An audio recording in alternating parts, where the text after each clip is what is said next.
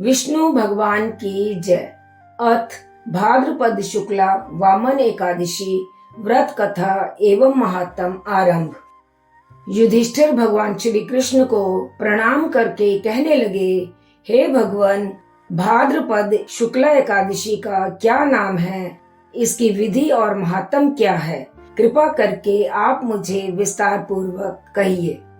तब श्री कृष्ण भगवान कहने लगे, हे राजन, पुण्य, स्वर्ग और मोक्ष को देने वाली तथा सब पापों का नाश करने के लिए इससे बढ़कर और कोई उपाय नहीं है।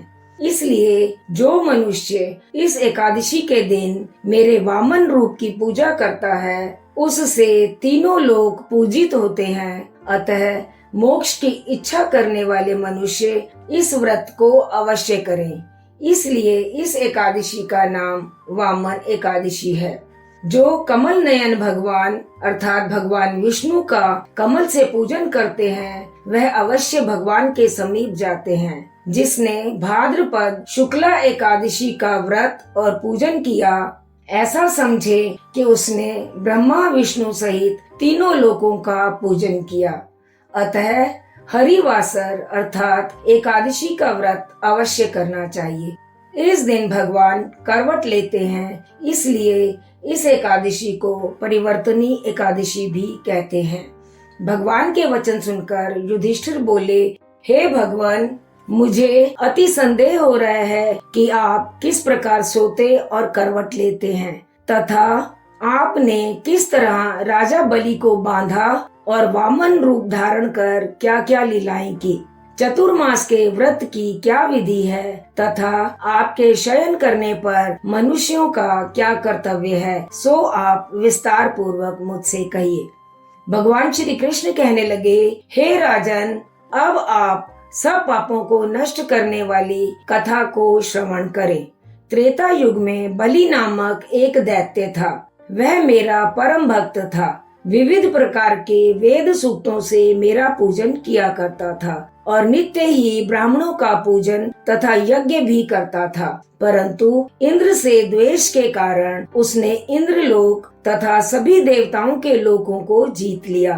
तब सब देवता एकत्र होकर और सोच विचार करके मेरे अर्थात भगवान विष्णु रूप के पास गए और बृहस्पति सहित इंद्र आदि देवता भी प्रभु के निकट जाकर नतमस्तक होकर वेद मंत्र द्वारा भगवान का पूजन कर और स्तुति करने लगे।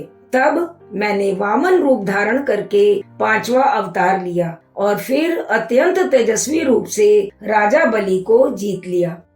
इतनी वार्ता सुनकर राजा युधिष्ठिर बोले, हे जनार्दन, आपने वामन रूप धारण करके उस महाबली दैत्य को किस प्रकार जीता?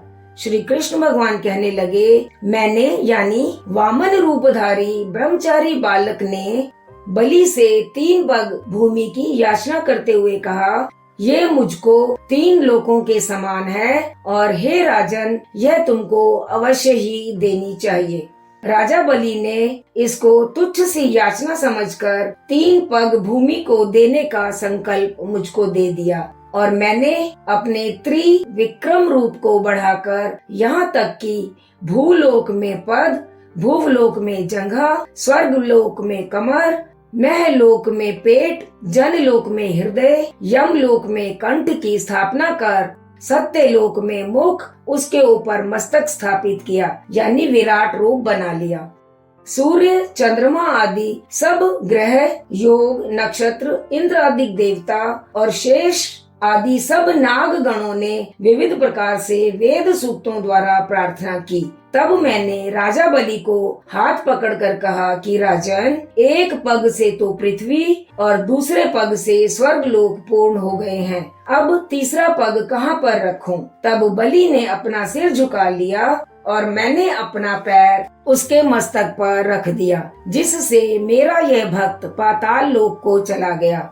फिर उसकी विनती और नम्रता को देखकर मैंने कहा कि हे बलि, मैं सदैव तुम्हारे निकट ही रहूंगा। विरोचन के पुत्र बलि के कहने पर भाद्रपद शुक्ला परिवर्तनी एकादशी के दिन बलि के आश्रम पर मेरी एक मूर्ति स्थापित हुई और दूसरी मूर्ति क्षीर सागर में शेषनाग के पृष्ठ पर यानी पीठ पर स्थापित हुई।